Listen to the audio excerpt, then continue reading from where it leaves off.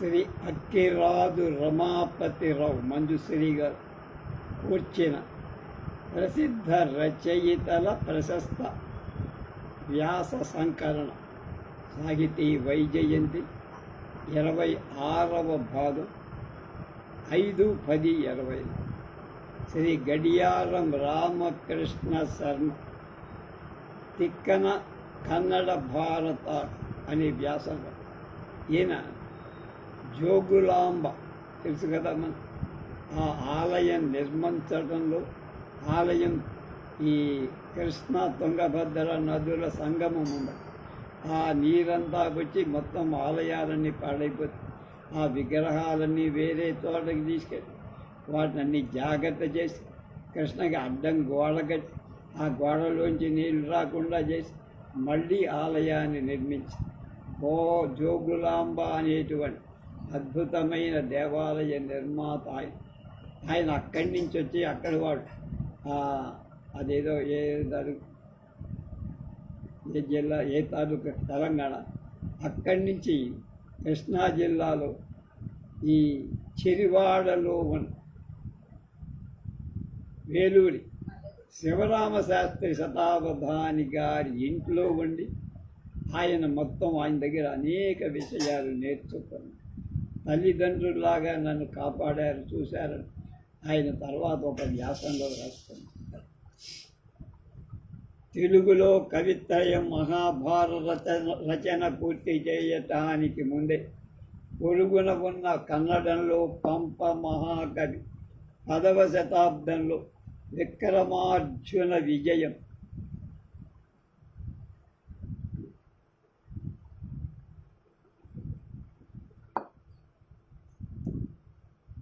పేరుతో మొత్తం భారతం రాశారు. 15వ శతాబ్ది వాడైన కుమార వ్యాసుడు భారత కథాంజలి పేరుతో 10 పర్వాల మహాభారతం రాశారు. ఆ తరువాత 16వ శతాబ్దిలో కృష్ణదేవరాయల ఆస్థానంలో ఉన్న తిమ్మణ కవి కృష్ణరాయ భారతం అనే పేరుతో 8 పర్వాల భారత శేషాన్ని పూర్తి తనకు పూర్వుడైన పంప కవి వ్రాసిన ఆది పురాణ సమస్త భారతాలు తిక్కన బాగా చదివి తన భారత భాగాలు వ్రాశారు. కుమార వ్యాస తిమ్మణ తిక్కన తరువాత ఉన్నవాడు తిక్కన భారతాన్ని చదివి వ్రాశారు. వారు ఈ ఇద్దరు కన్నడ కవులు విజయనగర రాజుల కాలంలో ఉన్నవాళ్ళు కాబట్టి తిక్కన భారతాన్ని తప్పక చదివారు అని మనం తెలుసుకోవాలి. కన్నడ భారత కర్తలు తిక్కన పరస్పరం ఎలా అనుసరించారో మూలాన్ని ఎలా మలిచారో చెప్పడం నా ఉద్దేశం. పంపకవి తిక్కన పంపకవి 10వ శతాబ్దిలో ఉన్న మహాకవి. ఆయన పూర్వులు వేంగి మండలంలో వంగీపురం నుండి కన్నడ దేశానికి అంటే మన దగ్గర నుంచి వలసపోయినవారు. వేంగి మండలం ఆనాడు కృష్ణా గోదావరుల నడుమ ఇటు తూర్పు గోదావరి ఇటు బిచ్చిసాయిరం కరీంనగర్ జిల్లా గుంటూరు మండలం వరకు వ్యాపించిన దేశం అది. పంపని పూర్వుల నివాసమైన వంగిపర్రు ఇప్పుడు నర్సరావుపేట తాలూకాలో ఉండే వంగీపురమే. ఆయన తండ్రి జైన ధర్మాన్ని స్వీకరించాక ఆ పరిసరాల అగ్రహారాలలో అగ్రగణ్యులుగా ఉండిన ఈ వంశీయుల గౌరవం తగ్గి కన్నడ దేశంలో వనవాసి ప్రాంతానికి వలసవే. పంపకవి క్రీస్తు శకం 902 దుందుభి సంవత్సరంలో పుట్టారు. అప్పుడు ఆ ప్రాంతాలను రాష్ట్రకూట చక్రవర్తులు పాలిస్తారు. వాళ్ళకు సామంతులు బంధువులైన వేములవాడ చాళుక్యులతో పంపకవికి సాన్నిహిత్యం కలిగింది. ఆ వంశంలోని 2వ హరికేసరితో ఏర్పడిన స్నేహితం వల్ల పంపడు తెలంగాణలోని వేములవాడకు తరలి వెళ్ళారు.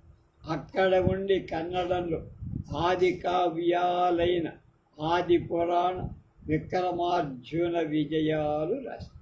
అందుకు ఫలంగా హరికేసరి పంప కవి ధర్మపురి అగ్రహారాన్ని ధారపోయగా అందులో చిరకాలం చివరి వయస్సులో బోధన్ తెలుసుగా తన గురువు వల్ల సన్యాసం తీసుకొని అక్కడే సమాధి చెందాడు. వేదవ్యాసుడు ప్రాచీన భారతం 1,00,000 శ్లోకాల మహాగ్రంథం. పంపడు దాన్ని సంక్షేపించి అందువల్ల 18 పర్వాల మహాభారతం పంపని చేతిలో 14 ఆశ్వాసాల కావ్యంగా కన్నడ సాహిత్య ప్రపంచంలో ఇది అద్వితీయ తేజోరాశిగా వెలుగుతోంది. తిక్కన నెల్లూరు నుండి రాజకార్యం కోసం ఊరు గంటికి వచ్చిన స్థానికులైన జైన కవుల సాహచర్యంతో పంప కవి 2 కావ్యాలు చదివినట్టు తెలుస్తారు. ఇంతవరకు పంప భారతాన్ని నన్నయ్య భట్టాలకు నారాయణ భట్టు సాయంతో చదివి తన భారత రచ చేశాడని అనుకున్నాను తెలుసుకో. తిక్కన పంప భారతాన్నే కాక అతని ఆది పురాణాన్ని కూడా బాగా చదివినట్టు మనకు. తిక్కన ఆది పురాణాన్ని అనుసరించిన 1-2 ఉదాహరణలు గమని.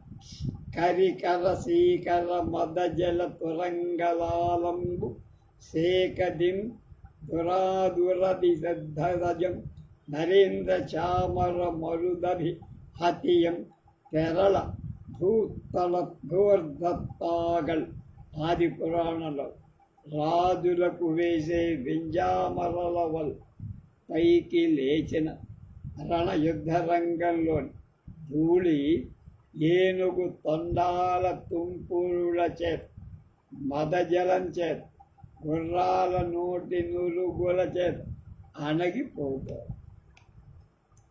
యుద్ధానికి వెళ్ళే రథికుడి సారథి దొరకడమే కష్టమైతే చామరాలు వేసేవాళ్ళు ఎవరు? వింజామరు. ఇంతకు యుద్ధభూమిలో చామరలు వేయించుకుంటారా ఎవడైనా? ఇది అసంభవం, అనౌచిత్యం. కనుక దీనికి తిక్కన అనుసరణ కరికర సీకర తురగోత్కర లలాజాల రక్తధరాపటలి పరిషిక్తంబై సంగర ధరణి రజ్యమడగి అద్భుతంబు ఎసల. పంపకవి పదాలను భావాన్ని గ్రహించి తిక్కన యుద్ధ భూమిలోని ధూళి అణగటానికి ఏనుగు తొండపు జల్లులను గుర్రాల లాలాజలంతో పాటు కొత్తగా రక్తధారలు గ్రహించి మదజలాన్ని నరేంద్ర చామర మరుదవిగతిని వదిలిపెట్టి ఔచిత్యవంతం చేశారు. ఇంకొక పద్యం.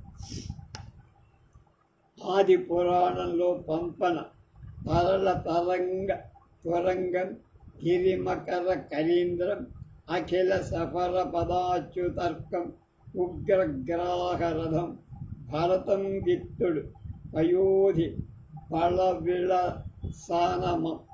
అన్నదమ్ముడైన భరతుడు బాహుబలి యుద్ధం చేసినప్పుడు సముద్రుడు భరతుడికి సమకూర్చిన సైన్య వర్ణన ఇది. ఆ సైన్యంలో చెంచల తరంగాలే తురంగా, కొండలు తిమింగలాలే ఏనుగు, అన్ని రకాల చేపలే పదాతి దళ, మొసళ్ళే రథ. తిక్కన దీన్ని చేశారు. అరదములు దీవులు ఉన్నత కరులు గిరు హరులు వీచికలు నా సుభటోత్కరముగా సత్వముగా శరనిధిగతి పాండుపుత్ర సైన్యంబు. పంపకవి సముద్రాన్ని చతురంగ బలాలతో పోల్చగా తిక్కన క్రమాన్ని మార్చి సైన్యాన్ని సముద్రంతో పోల్చారు. తిక్కన సైన్యం రథాలనేటువంటి దీవుల, ఏనుగులని కొండల, గుర్రాలని అలల, కాల్బలం అనే తిమితిమింగళాలు సముద్రంలా ఉన్నది. అది గొప్ప. ఈ మార్పు సరసం పంపని ఆది పురాణాన్ని తిక్క కవి చదివాడని చెప్పడానికి ఉదాహరణ. ఇంకా పంప భారతాన్ని అనుసరించిన విధం కృష్ణుడు భారానికి హస్తినాపురానికి వెళ్ళిన పంపకవి భీముణ్ణి ఈ విధంగా పొగడించిన మగ కిమ్మీర జటానుతోత్తర జరాసంధ కళం సందకీచకరం నూర్వరం పడల్వడినది స్వచ్ఛంద దోర్దండ ఉగ్ర కురుక్ష్మావ మహీరుహ ప్రకరమం మత్తేభ విక్రీడిత కెరకరం పోల్వగినందు భీమ రణదోళ్ దుర్గాళదేం పోకుమే అని ఆశ్వాసం 9లో దీన్ని తిక్కనేం చేశాడు. బక విధ్వంస్ జటాసురాంతకు హిడింబా ప్రాణ పారీణుడు కీచక నిర్మూలన కేలిలో సమరోత్సాహైకశీల ప్రవర్తకు నాగాయుత సామ్యాకీర్తిదబలోదగ్గున్ ప్రతివ్యూహదాహ భీమున్ కొనివచ్చు ధర్మజుడు బాహాటోపంబున్ సూపుసన్ ఉద్యోగ. ఈ ఇద్దరు కవులు చేసిన భీముడి వర్ణనల్లో చాలా భేదం. పంపని భీముడు బకాసుర జటాసుర జరాసంధ కీచక శతాల అని చంపిన ప్రచండమైన భుజబల. అందుకేక కౌరవులనే వృక్షాన చండాడు.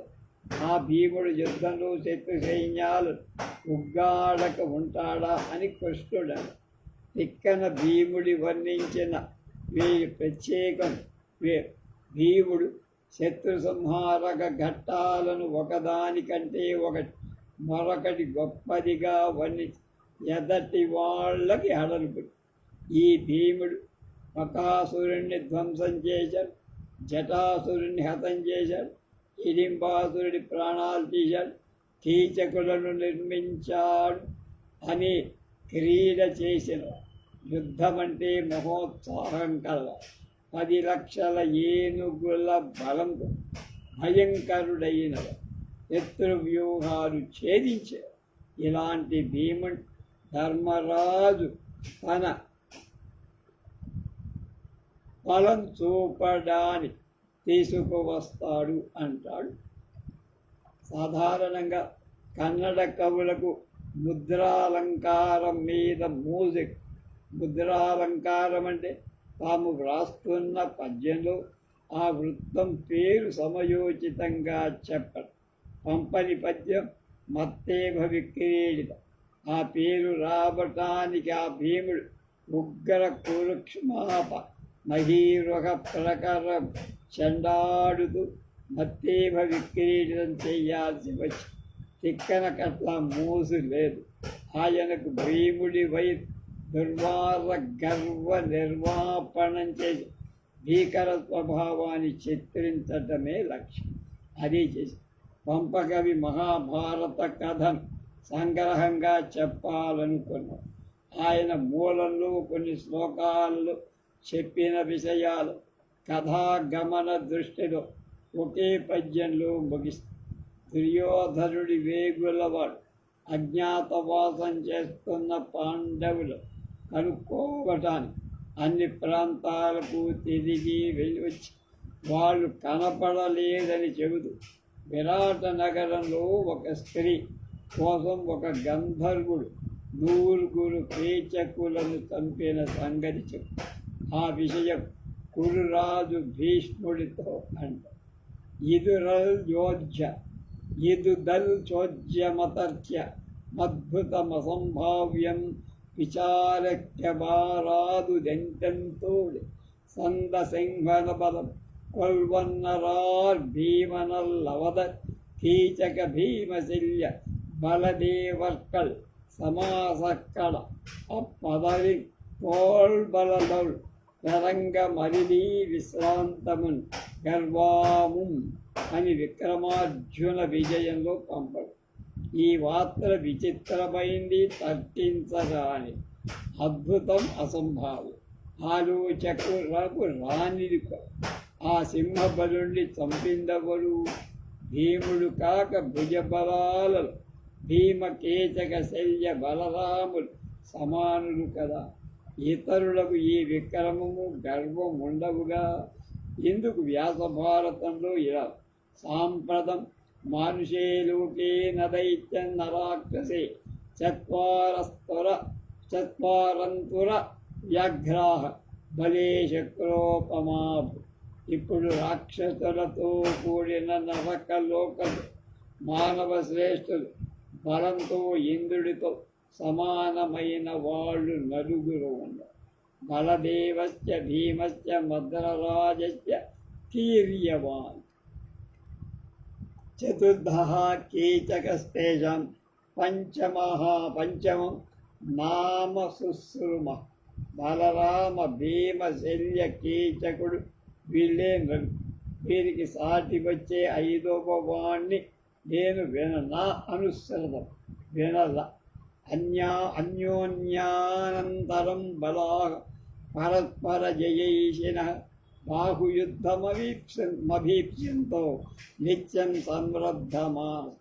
ఒకళ్ళకొకళ్ళు తీసిపోని ఒకరినొకరు జయించాలనుకుంటా బాహుయుద్ధాన్ని కోరుకుంటా.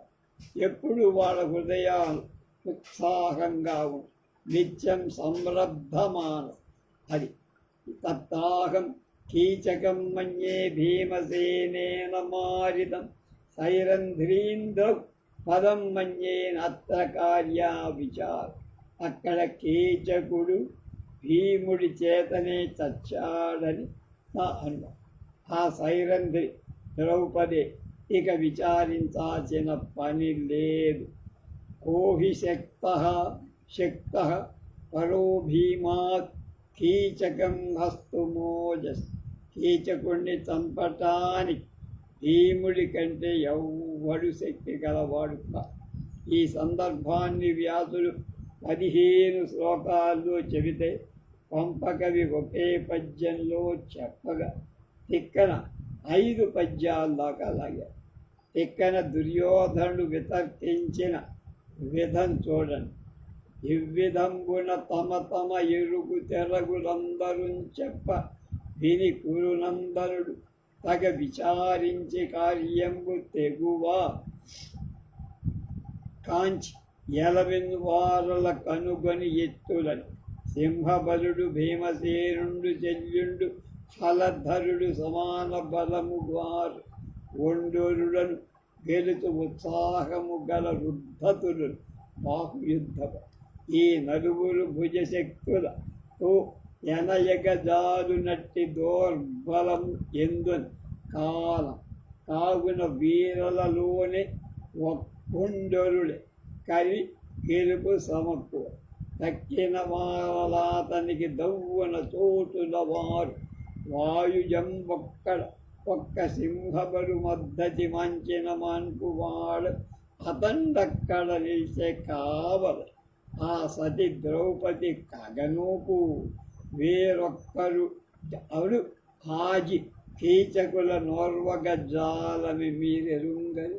గంధర్వులను నెపంబున అంధ తమసగూఢవృత్తి అనిలసుదుడు గర్వాంధమతి అయిన సూతు సబాంధవుముగ జంపె కాక పరులకు వశమే. మూలంలో పదే విస్తారం కాకుండా పంప కవిల ఒకే పద్యంలో మరీ సంగ్రహంగా కాకుండా చిక్కగా చెప్పాడు, చక్కగా చెప్పాడు. తిక్కన కుమార వ్యాస కన్నడంలో మొదటి భారత కర్త పంపన జైను. వైదికులకు వేదం వంటిదైన మహాభారతం జైనులకు కూడా లౌకిక. పంపని భారతంలో పాండవ కౌరవుల కథకే ప్రాధం. కానీ అందులో ధర్మాలకు కాదు. తనకు ఆశ్రయదాత అయిన అరికేసరి మహారాజులు అర్జునుడితో పోల్చి కావ్యం రాసినట్టు పంపడే చెప్పుకున్నాడు.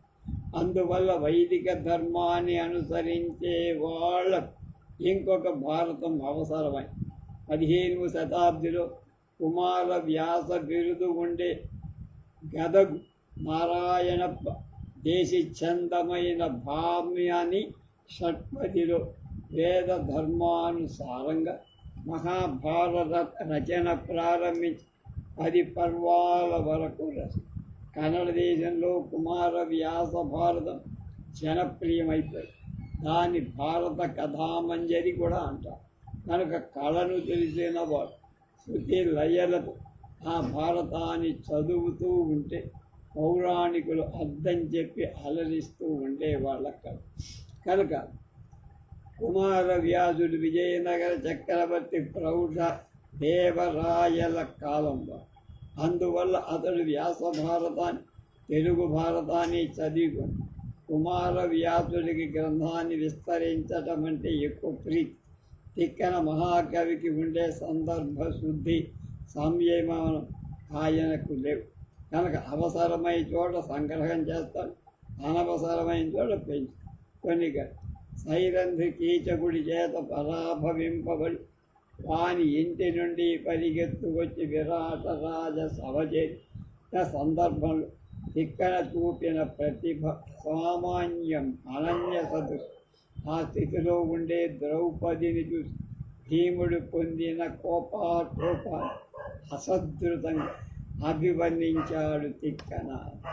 కనుగొని కోపవేగమున కన్నుల నిప్పులు రాల అంగములు కనల సాంద్రఘర్మ శరీరంబులు గ్రహ్మ నితాంతదంత పీడన రటరాస్య రంగ వికట భృగుడీ చటుల ప్రవృత్తనత్తన ఘటన ప్రకార భయద స్ఫురణ పరిణద్ధమూర్తి నేలయు నింగియు తాళములుగా చేసి ఏ పునరేగి వయించి వాడ మిగిలిన బ్రహ్మాండ భాండంబుల పొగుల వ్రేయ అప్పడించుదు ప్రళయ కాలాలమున గండరించిన రూపంబు కరణి భీముడు అతి భయంకరాకారత అతిశయి.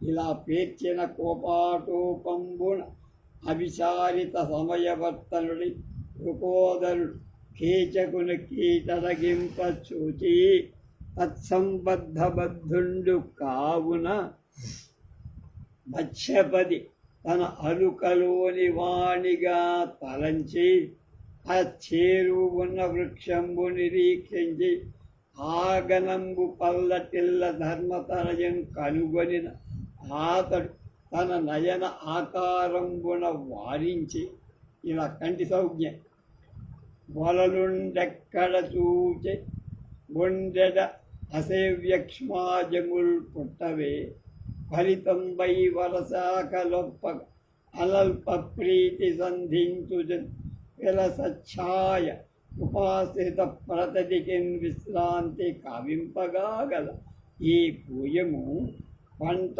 కట్టిన ఎటు ఖండింపగా నేతికిన్. అంటే భీముడు ఊరుకోడు. ఈ ఘట్టం మూలంలో ఇలా ఉంది. పాంచాసీనౌ దదృశతః భీమసేన యుధిష్ఠిరౌ అమృష్యమాణౌ కృష్ణాయ కీచకేన పరాభౌ. అప్పుడు అక్కడ కూర్చున్న భీముడు ధర్మరాజు కీచకుడి చేత ద్రౌపదికి కలిగిన పరాభవాన్ని చూసి క్రోధం పొందారు. తస్య భీమో వధప్రేప్స్యు కీచకస్య దురాత్మనః దంతైర్దంతాంస్తదాదోగాన్ నిస్తేశేషమహామనా.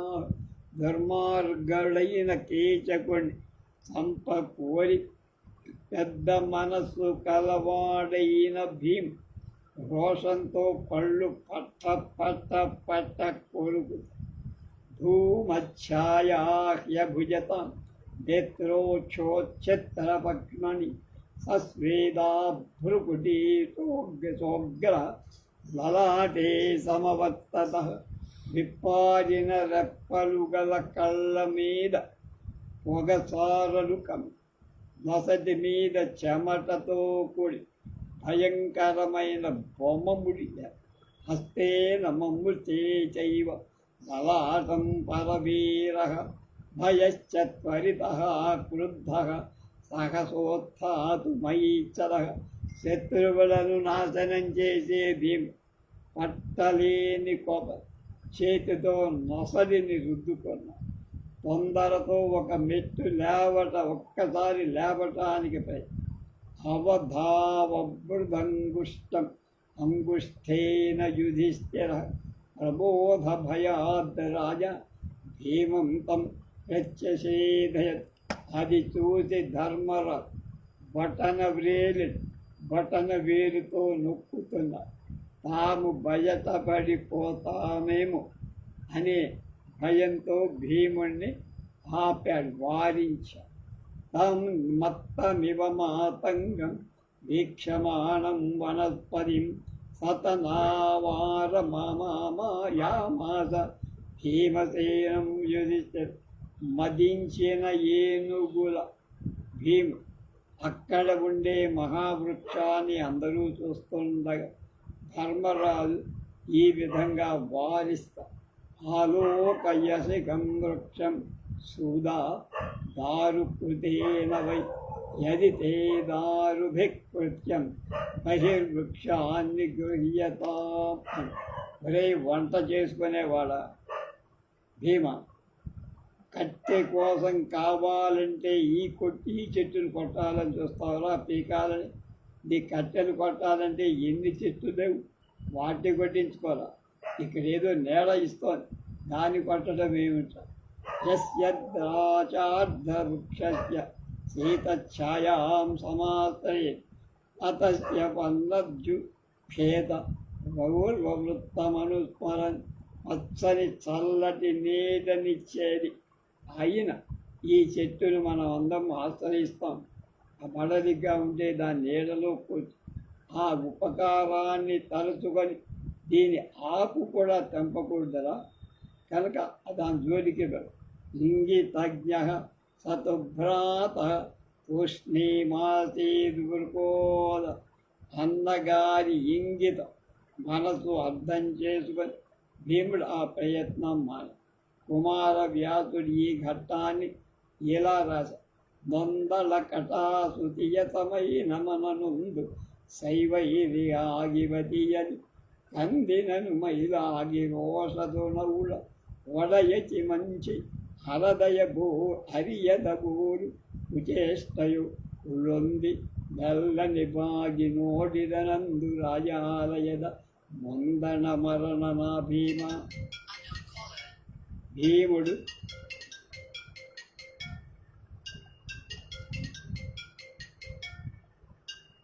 అయ్యో ఈమె బాధపడ్డానే అని తాను కూడా మనసులో బాధపడి సహించని వాడి కోపంతో వడలు పెట్టి రోషంతో పౌడు గలచి ఇతరులకు తెలియకుండా ప్రతీకారం తలపెట్టి నల్లగా పోయి రాజసభాంగణం ముందుండే చెట్టును చూశారు.